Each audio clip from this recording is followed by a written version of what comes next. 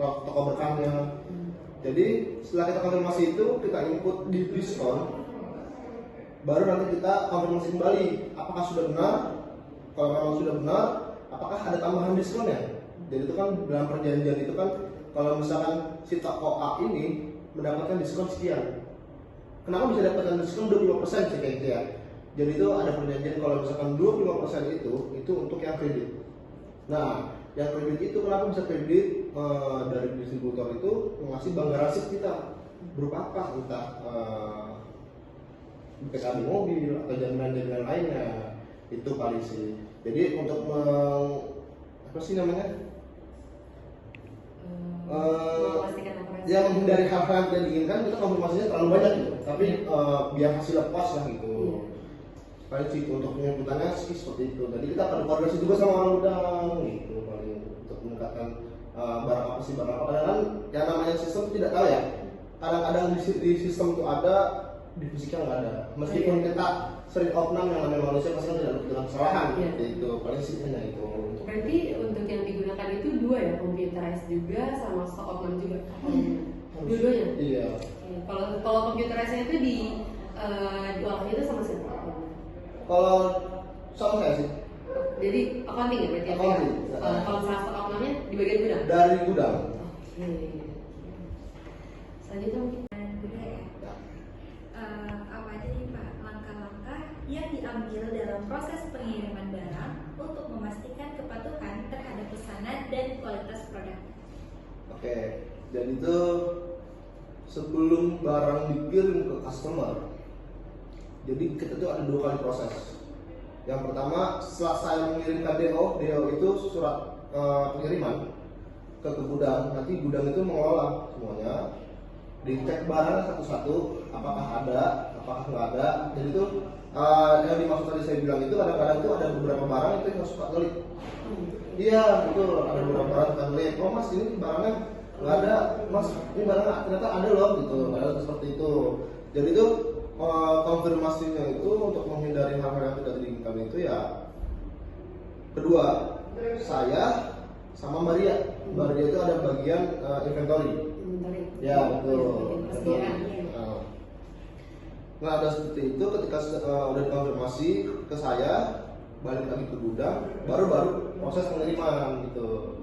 Jadi sebelum proses pengiriman itu, mereka itu orang gudang biasanya itu benar-benar detail dalam ngecek. Jadi itu kan setiap pengiriman itu tuh kita tuh ada 2. Yang satu PO, purchase order, sama claim. Claiman itu gini, di kita tuh ada program tadi saya bilang, ketika agen beli 6 barang, misalkan agen beli 1 produk A, di program itu ada bonus 6 plus 1. Jadi ketika dia beli 6 dapat 1. Nah, nanti itu dicek juga sama si agen, sama si gudang gitu. Nah, terusnya mereka juga kadang-kadang sebelum untuk pengiriman ke agen atau distributor itu mengecek kedaluarsanya. Jadi nggak langsung stok barang banyak nih, ya kan? Tapi dia nggak ngecek stok kedaluarsanya, kan sama aja bohong. Berarti ada malah terjadi kan proses retur. Nah, itu yang sangat tidak diinginkan oleh kita, retur itu. Jadi kita ya bagaimana caranya untuk menghindari proses retur itu ya sebelum dikirim kita harus ngecek masa kedaluarsanya itu, paling segitu. Assalamualaikum warahmatullahi wabarakatuh. Di sini kami sudah bersama dengan Mas Susan lagi ya Mas ya untuk mereview kembali mengenai beberapa materi yang sekiranya kemarin itu kurang ya. Langsung aja Mas. Oke. Untuk nomor 1 mungkin. Oke, nomor 1 pertanyaannya, apakah pernah terjadi selisih antara pendataan barang di gudang melalui metode stock option dan sistem accurate? Lalu kebijakan apa yang dilakukan perusahaan atas permasalahan tersebut? Oke, kalau yang kita bahas masalah selisih, setiap inventory, setiap gudang tuh pasti ada yang namanya selisih.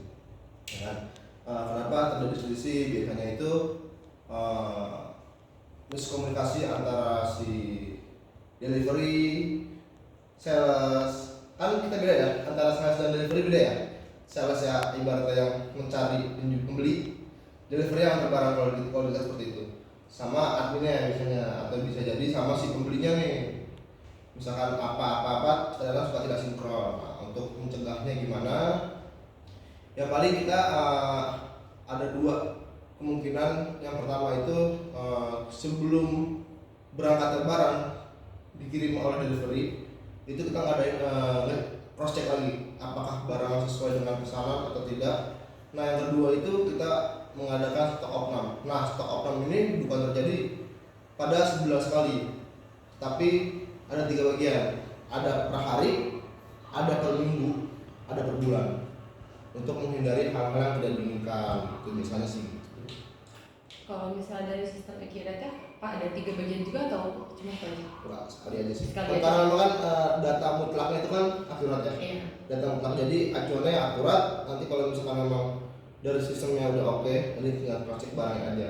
Jadi kan alur barang itu kan ketahuan tuh di akurat. Misalkan pembeli A, customer A belinya ini kelihatan. Misalkan belinya produk A, B, C, ternyata dikirim tuh D, E, F, itu kelihatan di sana. Jadi kita nge-cross checknya dari sistem tuh enak. Gitu aja. Kalau misalnya acuannya dari si accurate-nya, pernah nggak terjadi kesalahan di sistem accurate-nya yang berimbas ke semuanya gitu? Kalau misalkan terjadi kesalahan sistem itu nggak pernah. Tapi yang menjadi masalah itu human error-nya. Human error dalam artian ketika kita nginputnya salah, otomatis sistem salah dong. Oh, iya. Itu aja sih paling. Jadi berarti dari sistem accurate-nya nggak pernah. Aman. Oke. Pertanyaan selanjutnya, bagaimana perusahaan itu merencanakan solusi yang dapat mengarah ke manajemen strategis di masa yang akan datang terkait dengan pendapatan yang melibatkan bagian penjualan, tim marketing, dan manajemen? Untuk solusinya untuk mengurangi penjualan secara kredit dikarenakan bisa meminimalisir risiko tidak tertagih. Nah itu aja sih. Jadi bagian itu aja ya, Mas? Iya. Selanjutnya itu dari segi akuntansi, jika CPI Maura ini sudah menjadi PT, akan tetap menggunakan akurat atau enggak? Kalau misalkan ditanya seperti itu, kita pasti selalu menggunakan akurat ya. Cuman kalau misalkan kedepannya ada teknologi yang lebih bagus lagi mungkin ya kita berpindah. Cuman untuk saat ini ketika ada CV ke PT kita tetap menggunakan akurat. Kenapa? Karena ya memang dari awal data kita yang kita input itu udah ada di situ. Jadi kan ketika kita pindah ke PT itu kan udah gampang untuk misahin kan gitu paling itu aja. So kalau pindah ke sistem yang lain mungkin nanti ribet lagi ya? Betul, PR lagi, satu-satu lagi inputnya gitu. Betul ya, karena kan udah lama juga ya. Betul. Oke, mungkin ini pertanyaan terakhir Mas. Apabila customer melakukan pembayaran secara kredit, apa aja persyaratannya? Dan jika ada keterlambatan dari customer, apa sanksinya? Lalu, jika pembayarannya secara tunai, apa benefit yang didapat oleh kedua belah pihak? Oke, saya pertama ngebahas masalah kredit dulu ya. Yang kredit itu di sini tuh ada 2. Yang satu distributor, yang satu toko biasa, retail. Kalau misalkan distributor itu untuk pembelian ke kita itu biasanya value-nya besar. Minimal pembelian itu biasanya itu di angka 100 juta dan maksimal kita nggak tahu ya sampai belum ada gitu. Nah, bagaimana caranya untuk keterlambatan atau persyaratannya? Jadi itu kalau misalkan distributor itu dia itu masih kita tuh bank garansi dalam artian itu jaminan entah BPKB atau surat-surat apa. Jadi itu jaminannya itu kita hitung nominal berapa. Kalau dinominalkan ya, misalkan BPKB nih dengan 6 BPKB nominal 300 juta. Jadi dia itu masih bisa utang kita dalam jangka waktu panjang 300 juta. Jadi kalau sewaktu-waktu mereka nggak bisa bayar, itu bisa kita cairkan uangnya. Bisa kita ambil lah BPKB-nya jaminannya gitu. Berarti sanksinya di sebelah situ ya? Iya. Nah jadi kalau misalkan dari retail sendiri, kalau untuk kredit itu biasanya itu kita hanya main diskon dalam artian itu yang seharusnya kita pembelian cash 5%, nah nanti di kreditnya itu jadi 2% gitu. Jadi ini itu sih. Nah untuk yang pembayaran cash itu biasanya itu ya satu kita ngasih bonus barang, kedua kita ngasih diskon yang besar sih. Itu aja sih paling. Kalau misalnya persenannya itu kira-kira boleh tahu? Kalau persenan apa nih? Diskon ya? Iya, diskon. Kalau untuk yang kredit itu mulai dari 8% sampai 5% sampai 8%. Itu kredit. Yang retail ya.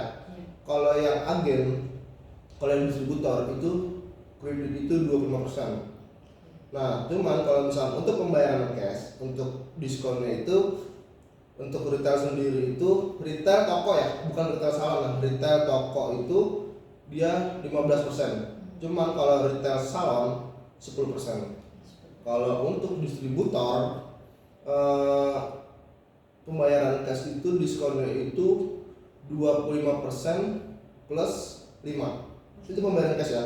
Pembayaran cash dalam artian itu ketika dia mesen bayar semua enggak. Kalau di kita itu pembayaran cash yang dimaksud itu barang mau dikirim dia DP 50%. Ketika barang sampai sisanya pembayaran gitu. Oke, jadi cashnya Nah,